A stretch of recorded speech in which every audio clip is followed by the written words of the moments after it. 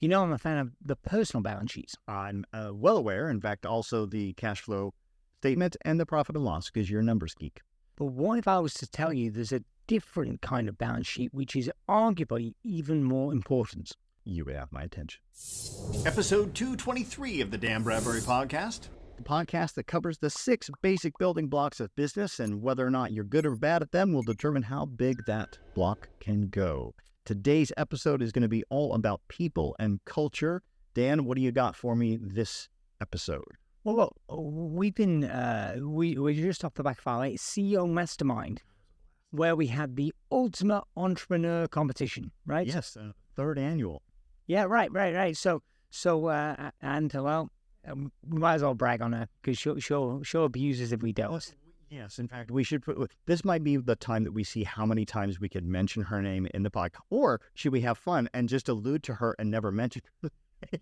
She shall not be named. Now, I feel like we're going off track. Oh, wait, but the point is, yes, deliberately avoiding her name. The point is, so we had 6 competitors on stage competing for this title, the title of Ultimate Entrepreneur, who all shared stories of how their companies have transformed. They'd radically grown revenue. They had the best year ever. They made more profit this quarter than they made in the previous 12 months. Amazing. But there was a very common theme. It wasn't true in every case, but in the majority of cases, there was one thing that came up again and again, and that is the importance of relationships. Indeed, yeah. Some really powerful statements about it. And there's just so much leverage there. So, Topher, you know I'm a fan of a personal balance sheet. Yes, and the cash flow forecast and the P&L, because you're a numbers geek. Right. Well, what if I was saying there's a different kind of balance sheet, which is arguably even more important? You would have my attention. Right, and that is the person balance sheet. In other words, what a lot of these competitors were sharing was about how a single relationship can transform everything, whether or not that be nurturing customers to buy again and again, building relationships to land like a big whale of a client, or nurturing a relationship to get a joint venture partnership that allowed the company to 2x, right? That those relationships were key, and they're often intangible. So the question is, how do you go about it? So there's 2 phases to this in terms of chronologically how I did it. By the way, should we, since we've talked about the ultimate entrepreneur and we have teased her name, should we at this point in time mention who the winner was? I can't remember now. All right, fine. So there was a risk that she was going to be always a bridesmaid, never a bride. But this year, in her 3rd attempt, she was agonizingly close last year. She was like 1 vote away, and she came 2nd. So the Ultimate Entrepreneur 2023 is none other than Lisa Casso. And well-deserved. Yeah, she did great. The presentation was awesome, and she's an inspiration. And by the way, she is the epitome of this strategy too, right? Because she is probably, I don't know for sure, but I'm going to guess she's probably one of your best sources of referrals. Oh yeah, 100%.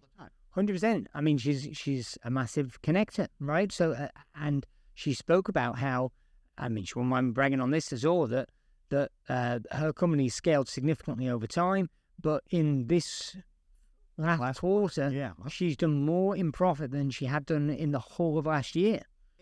Interestingly enough, she also attributes a lot of that to her strategic partnership with one of the other people she met at your CEO Mastermind. So let's talk about your CEO Mastermind as well. Yeah. Next one's coming up September 18th and 19th, 2023 at Warwick Conferences. Absolutely, if you're a CEO that's doing over $1 million in revenue, you need to be at this event. It is such a powerful place for people to brainstorm and share speed to solution in so many different things. It's just such a great program. Well, it's unbelievable. I mean, Topher, in 30 seconds, just to share one segment, I already know where you're going with it. Go for it. Right. Well, there's many. I could choose many, but one segment, like there was a guy who attended yesterday who had 2 years ago had an exit, a 9-figure valuation, an undisclosed 9-figure exit. Right. It was on, and he was an absolutely crazy, opinionated guy. The quarter before, we had one of the leading engineers or one of the leading senior execs from one of the largest. The head of. So our head of AI for one of the largest social media, not one of the largest, the largest social media that we're not allowed to name. someone who makes an off the cup. But the call before that, we had a billionaire, our first ever billionaire, come and speak. And subsequent to him coming to that event, talk about building relationships. Subsequent to coming to that event, he made an 8-figure offer to one of our members, right? And we were talking about that yesterday. So the point is, every mastermind, I'm bringing somebody on stage, my best kept secret, people that you won't necessarily know by name because they're not on stage doing the speaking circuit.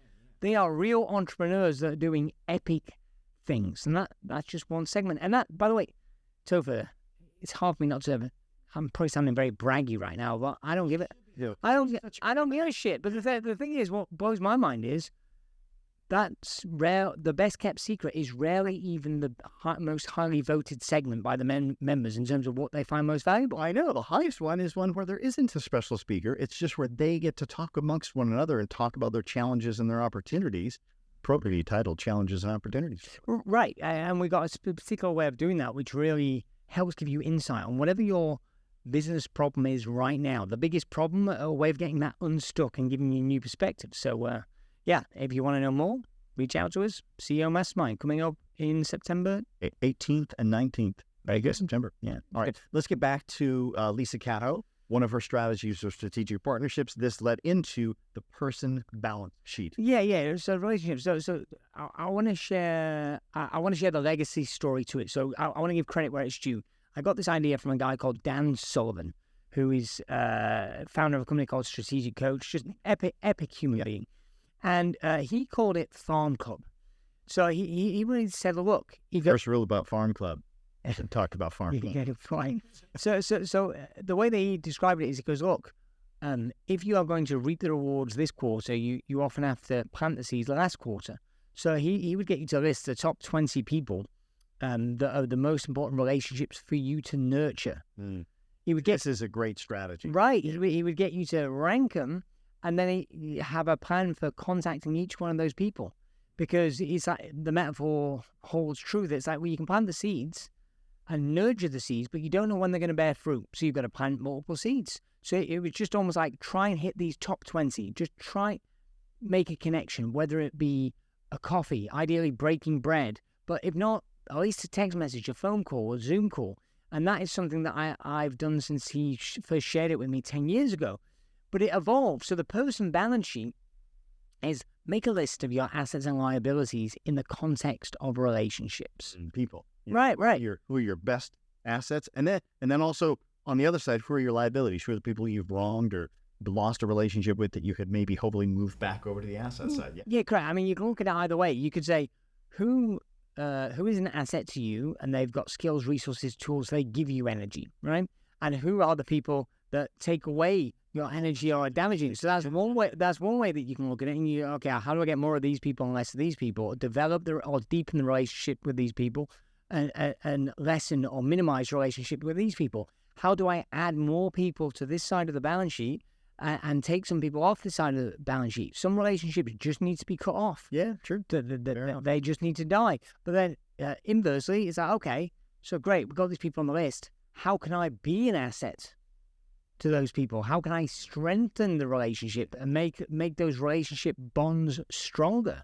Because assets produce revenue, right? In the accounting sense, that's true. You invest in assets to produce revenue. Well, these are intangible assets, but they reap epic rewards. They create very tangible rewards as well. Yeah, I mean, look, just to make this even more real, just a case in point, I had a large sum of money deposited in my bank account today from somebody at the CEO Mastermind, right? And that was a guest who came along.